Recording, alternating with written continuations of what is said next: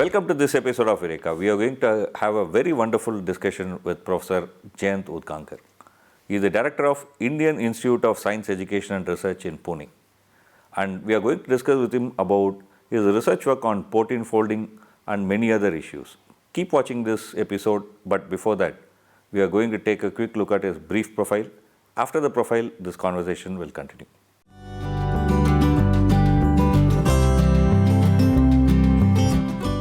Jayant Bhalchandra Udgaonkar is an Indian biochemist, molecular biologist, academic and the director of Indian Institute of Science Education and Research, Pune. He was previously a senior professor at the National Center for Biological Sciences, AJC Post National Fellow. Born on 22nd March 1960 in Maharashtra, Jayant Udgaonkar obtained his Masters from Indian Institute of Technology, Madras, and later received his PhD from Cornell University and postdoctoral fellow from Stanford University, USA. He is known for his studies on protein folding, unfolding, and aggregation using tools of protein engineering and physical biochemistry. He is an elected Fellow of Indian Academy of Sciences, Indian National Science Academy and the World Academy of Sciences. Professor Udgaonkar received many awards. Noted among them is Shanti Swarup Bhatnagar Prize for Science and Technology, which is the highest Indian science award in the year 2000 for his contributions to biological sciences. Thank you for being with us in the show. Thank you for having me. Great opportunity. It's very fundamental. I'll start with your thesis, your PhD thesis work. One of the area that you worked is to find out the kinetics of cellular surface, right? What is it actually, basically? So we were interested in looking at how neurotransmitter receptors function on the cell surface. And these receptors are the molecules which really carry signals from outside the cell to inside the cell. And they are large protein molecules, and to understand how they work, and because they work very fast in the microsecond to millisecond time region, if you want to learn about the mechanism, you have to be able to do kinetic studies on them when they are on the cell surface. This thing, you say that these actions happen in milliseconds, right? Yes. That's a kind of time frame. Or shorter. Yeah. Or even shorter. So it means that it's not something that you can visually observe. You have to have some other means of deducing that, right? So what was the actual method? I suppose you also developed a new method for actually measuring that, right? When you're doing any measurements such as this, you have to have a way of recording something. In this case, you're recording the electrical response of the cell to the ligand, which, for example, is acetylcholine. And for that, there was the patch clamp method, which was developed in the 1970s, 80s, and for which a Nobel Prize was given. Okay. So that was one method, but that's the method to make the measurement.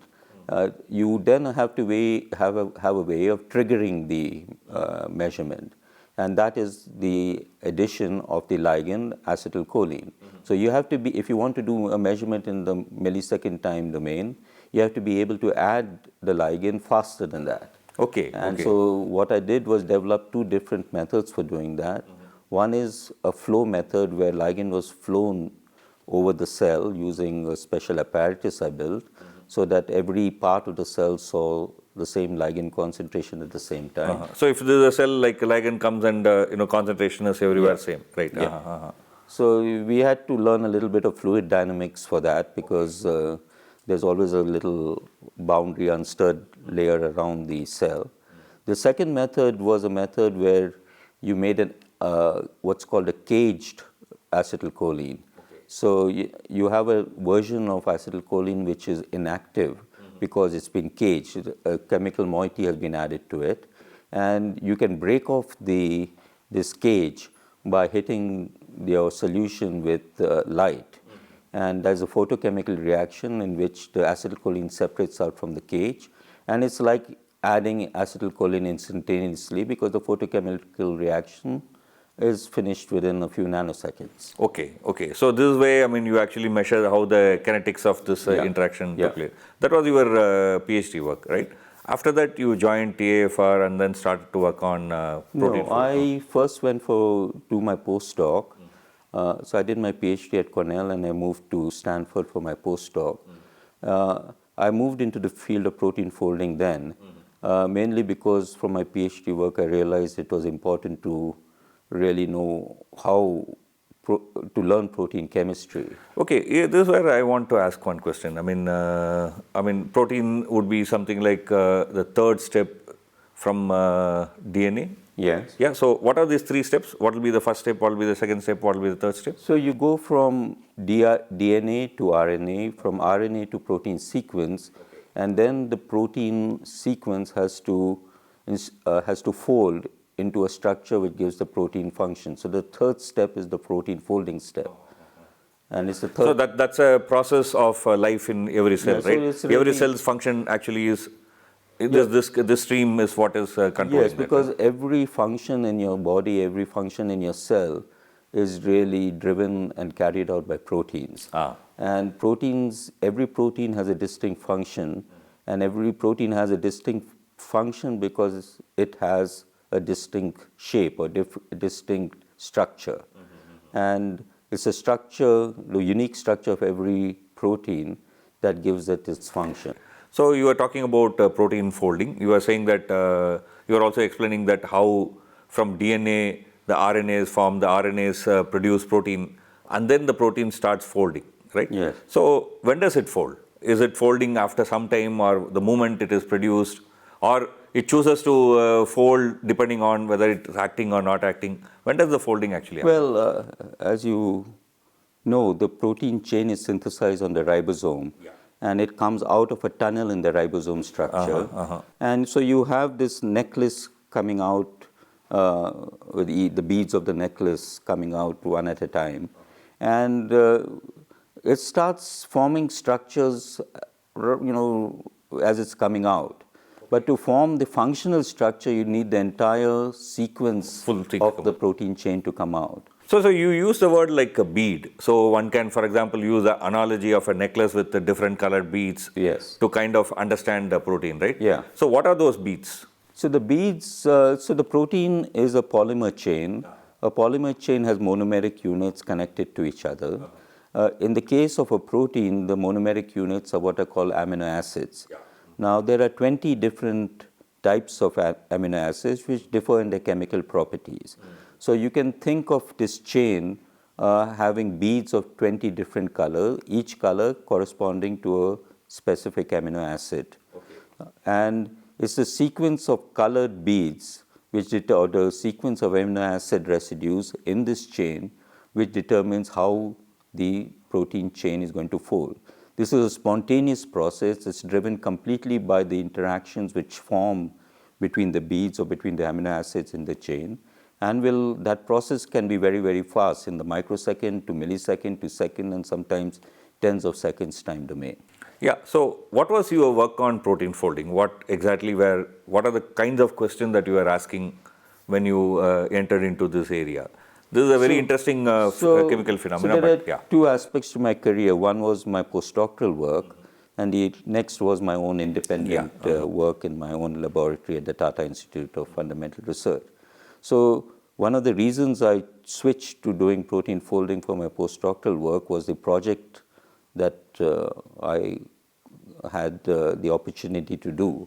So this was a project in which for the first time we were able to show, using NMR and a technique called hydrogen exchange, using this technique we could get detailed structural information on the sequence of events which happen as a protein folds.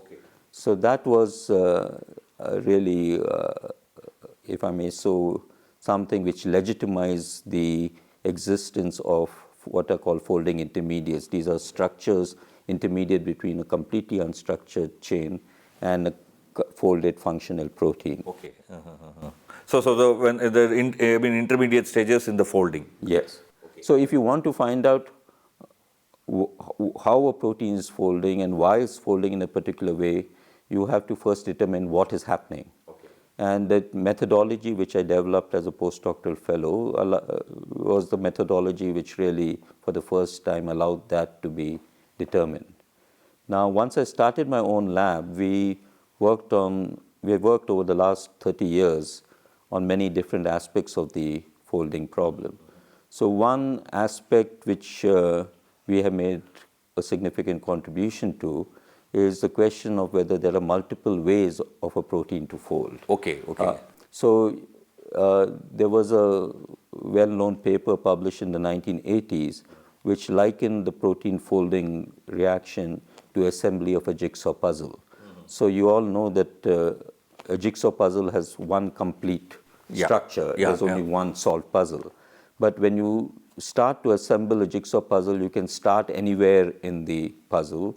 You can do it in many, essentially a countless number of ways, especially if you have 1,000 pieces. But on the other hand, for example, if I'm doing a origami fold, and I want to get a particular figure out of this paper folding, I will have to follow the same steps, almost. So that's the question, is there only one pathway or multiple pathways of doing it? Multiple ways of doing it, only one way of doing it. In origami, you might think could be done only in one way, but there might be 2 ways or 3 ways. So the question is, how do you know whether there's one way or multiple ways? That's experimentally very difficult to determine. So that's an area where we made, I think, a significant contribution by showing that there can be multiple routes. And it's important because you could imagine if you have mutations to proteins, to the DNA and hence in the protein sequence, that might stop folding. But if there are multiple routes, maybe only one pathway is stopped and not the other. Now, so that's one area. The other process which we looked at was protein unfolding. So you can take a fully native protein. In your cells of your body, a protein is not continuously, but very often unfolding and then refolding again. Most of the time it's in the folded state, but occasionally it'll unfold and then refold. So when you're talking about protein folding and unfolding, you could think, for example, of this Rubik's snake now in a compact conformation. That's how a protein is, and it's compact. But it could unfold, and then you would have a polymer chain which is diffusing around and undergoing independent motion. Now, this is like a necklace of 2 different colors. We are now, for a real protein, there are 20 different colors, each, as I said, of different chemistry. Now, this protein chain can start folding, and I'll just do a very small part of it. You can start seeing that it has started to. So for example, now it is one kind of an intermediary, right? So this is one kind, but each of these steps can be thought of as an intermediate step. And I could start the process here, like what I just did, or I could start it here. So there are multiple ways of doing even this. Okay, and what I just showed you was unfolding of the protein. The structure got lost, and we have been studying that process in quite some detail because it was thought to be very uninteresting. No intermediates were detected by people, but by using advanced methodologies, we've been able to show that even unfolding of a protein goes through various steps. And these steps are turning out to be important because a native protein very often in your cell can unfold. And when it partially unfolds, when it's got some structure but not less, not all, then it has sticky parts. So all the oily parts of the chain can stick together with the oily parts of another chain. And then you can have proteins aggregating in your cell. So it can aggregate and then kind of may not be able to perform the performance that it's supposed to do. And this is where I think we'll take a very short break. This is where we'll take a very short break. Keep watching this conversation. After the break, we'll come back and continue this.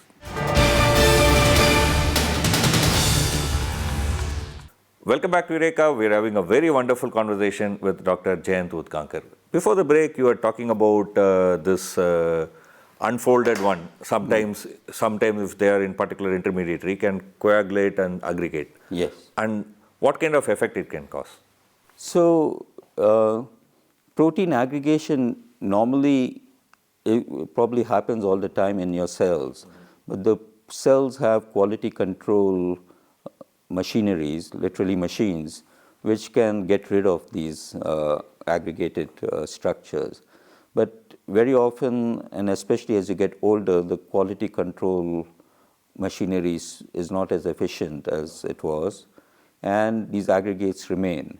Now, there can be many types of aggregates. The type of aggregate, for example, when you boil an egg, that's a protein aggregate, but it's what's called an amorphous aggregate, unstructured. What happens in many disease conditions, and many of these diseases are neurodegenerative diseases like Alzheimer's, Parkinson's. There are other diseases like diabetes, for example, cystic fibrosis. In these diseases, proteins aggregate very often, and these aggregates, unlike a boiled egg aggregate, are very specific aggregates. In other words, these aggregates have structures which are very well defined. And even different proteins, each of these diseases is associated with a specific protein, even though those proteins are completely different in their sequence of amino acids. They form aggregates which are very similar. Okay. And these are what are called amyloid fibular aggregates. At the gross level, they are very similar to each other. Of course, if you look at them by methods such as solid-state NMR or cryo-electron microscopy, the structures are different.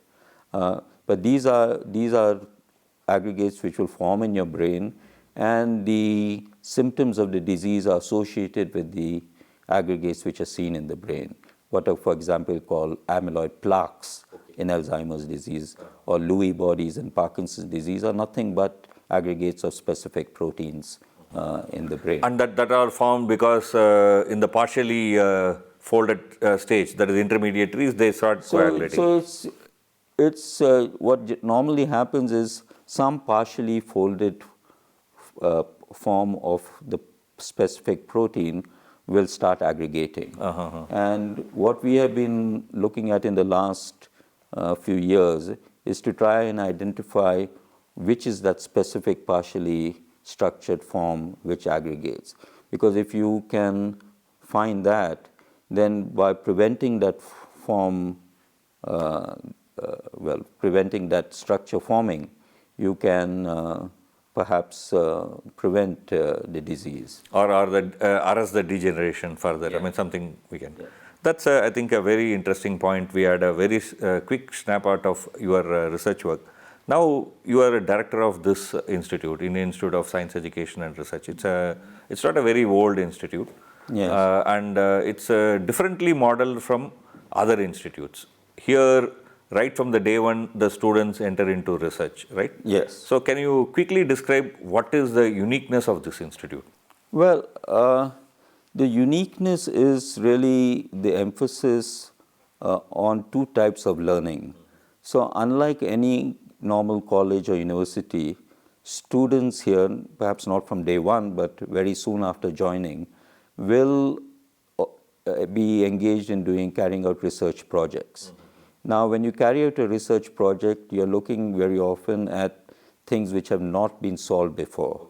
You learn to think about problems, you learn to solve problems. You learn to persevere so that you can get over little hurdles on the way, or many, sometimes big hurdles. And it's a process of self-learning which I think is invaluable. Yeah. Students learn to ask questions and answer those questions themselves. Of course, they have the assistance and guidance of the faculty member, but when you're doing things with your own hands, you get the idea of that how capable you are for doing research.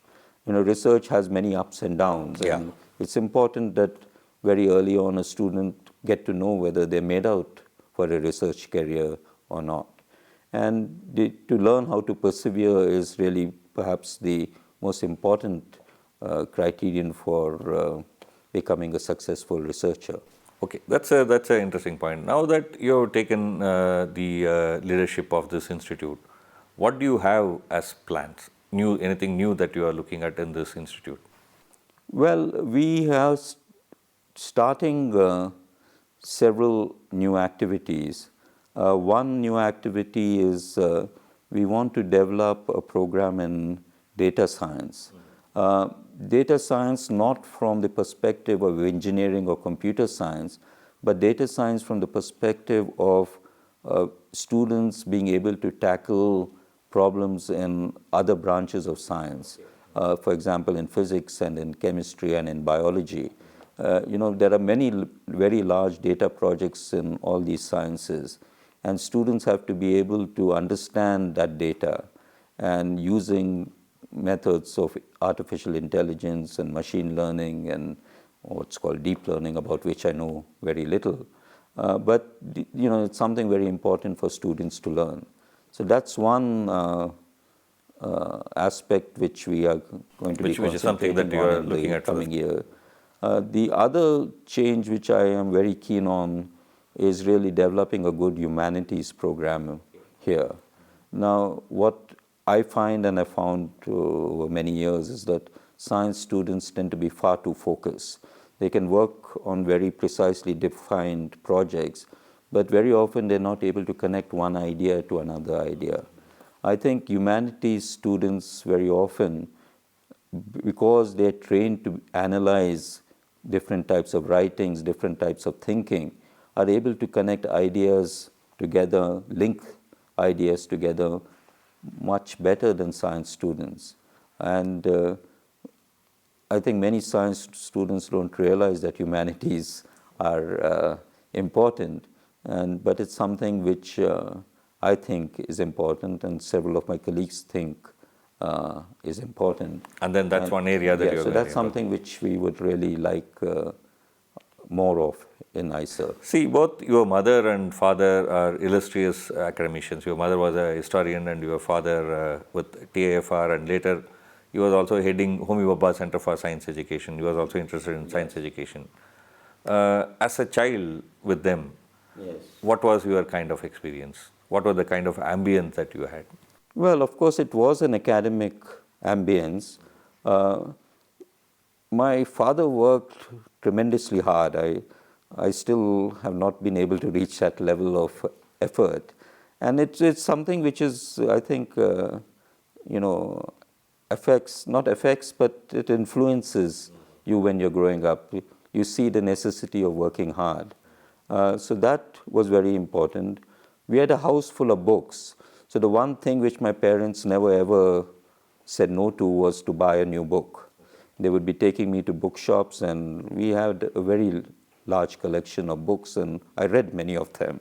So I got a perspective on many topics which I think, my relatives or my cousins, for example, just because they didn't have the books, they didn't have. So it was an academic environment. It was an environment where I could question my parents, argue with them, and they would respond to me like I'm an adult, and they would take me seriously. And that also was important in my developing self-confidence. See, when you were a growing up student, you had the opportunity to work in the TAFR, in the sense that you were able to, because you were living next to it, you went there, you started working on electronics. Well, we weren't living next to TAFR, but what happened was after school, I had a 6-month break, and I went. I don't know whether I wanted or my father suggested that perhaps I could learn some electronics. I was interested in electronics, so I went to an electronics laboratory of Mr. Kalia was in charge there, and I learned how to build amplifiers. I learned how to build a radio, a rather complicated radio. And it was very rewarding to be able to do things with one's hands. I think a big problem in India is that students don't get to do things with their hands. I have many students in my lab, for example. I've had many students who, before coming, had not even connected a wire to a plug. Okay? As it's that level of not being able to, not having done But your experience kind of influenced your father to set up a new program within TAFR, right? Well, not right then, but in the second year of my BSc. So after school, I had got admission into the IITs through the JEE, but I didn't take it. There was no pressure on me to join an IIT.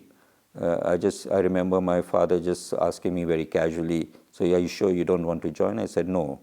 And I didn't want to join because at that time itself I was interested in biology, and the IITs then had no biology.